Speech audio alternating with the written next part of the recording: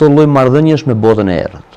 Domethënë këtu ka një lloj handikapi shumë të madh dhe në një farë mënyrë bjerr edhe moralin e opozitës, që e ka ngritur gjithë kauzën e saj, duke thënë që mazhoranca dhe krimi na i vodhën zgjedhjet.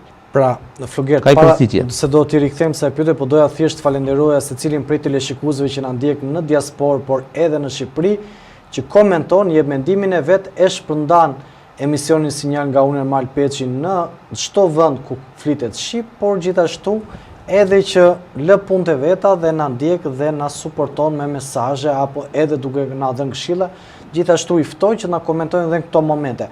Dua t'i rikthejmë përsëri temës, Flugert. Ju thoni që tashmë fakti që zoti Ndoj është zyrtarisht deputeti i Partisë Demokratike e rëndon moralisht zotin Berisha, sepse për sa kohë nuk ka një vendim gjykate që zoti Ndoj të ketë shkelur në një ligj, ai nuk ka pse të shigjetohet apo të bëhet me faj. Pra, kjo është parimi i asaj që ne... Patjetër, unë kur bëj këtë deduksion, e bëj mbi bazën e akuzave që bën opozita ndaj kundërshtarëve. Pra, me njëjtin narrativ.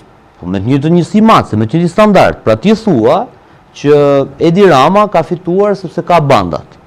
Edhe fillon troplini këtej, ky andej, sunas nuk merrem me këto botës krimit se nuk i njoh. Edhe s'dua të njoh fare, kemi kolegët që merren me ato.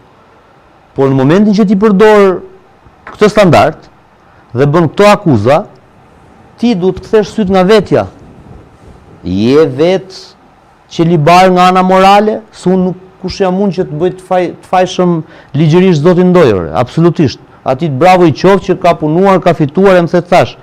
Por e shkuara ati dhe qoftë vetëm momenti kur ai ka qenë në atë mjet me një eksponent të botës krimit, kjo mua si gazetar, neve si gazetar, na lë me hije dyshimi, se ne drejtën e dyshimit kemi, se çfarë këtë kemi në dorë. Pra mbi analogjin që ata ngrejnë, pra ti duhet t'i qëndrojnë. Patjetër, pra nëse ti mua më thua që Edi Rama ka filanin që ka marrë 20.000 vota atje dhe ka lidhje me filan band atje, ti ke kandidat, një zotëri, i cili mund mos ketë as i lidhje me bandat, dhe unë uroj që Ndojt mos ketë, por ka një segment tjetës ti që ka patur një ngjarje që e lidh direkt me bandat.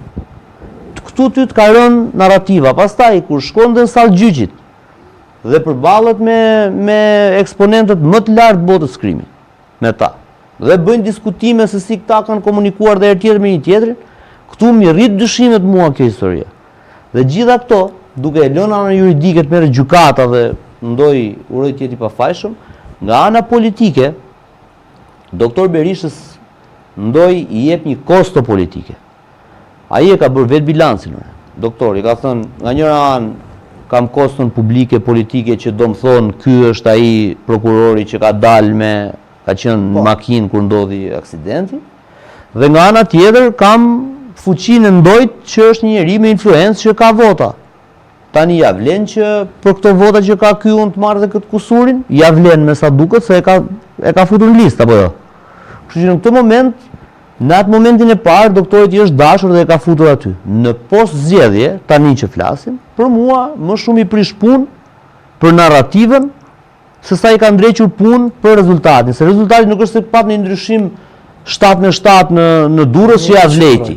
Edhe 7-7 ishte me këtë rezultat kombëtar. Ka dhe akuza shumë në fakt nëpërmjet kandidatëve me njëri tjetrin. Po është kalaja që ka pretendimet e tij që janë futur duar dhe pse ai e lot kuptohet, por nuk atakon, nuk akuzon direkt zotin Ndoj.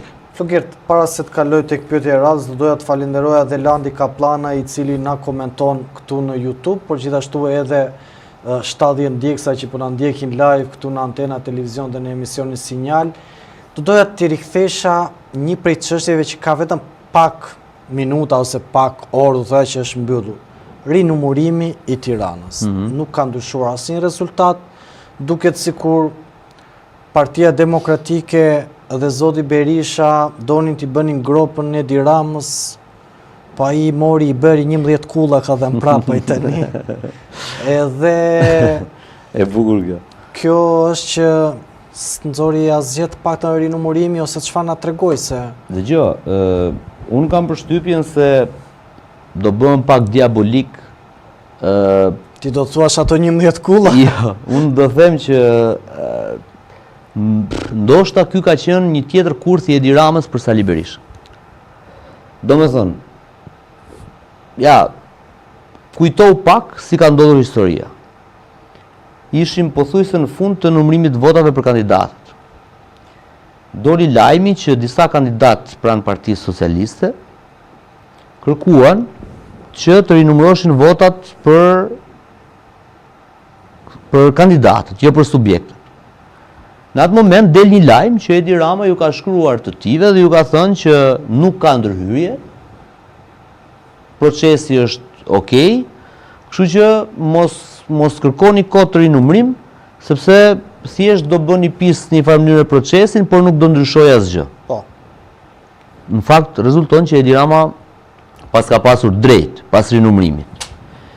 Kjo që bëri Edi Rama dhe që u bë mediatike, dhe unë nuk besoj se mediatike e bën dikush në Partinë Socialiste pa dashur Edi Rama, ose Edi Rama kur çon një mesazh në një grup me 500 veta, e di që njëri do e nxjerrë, apo jo? Po. Dhe është shumë i kujdesshëm te ai mesazhi, sepse thotë ky do jetë lajm. Po, e bën me vetdije do thotë. Dhe ai e ka përdorur këtë moment të vetin Rama për t'i hedhur një karrem doktorit dhe për t'i lënë doktorit të mendojë që unë po kam frikë nga ky rinumërimi. Për sa kohë të mive po ju them mos kërkoni rinumërim se do na prishni punë.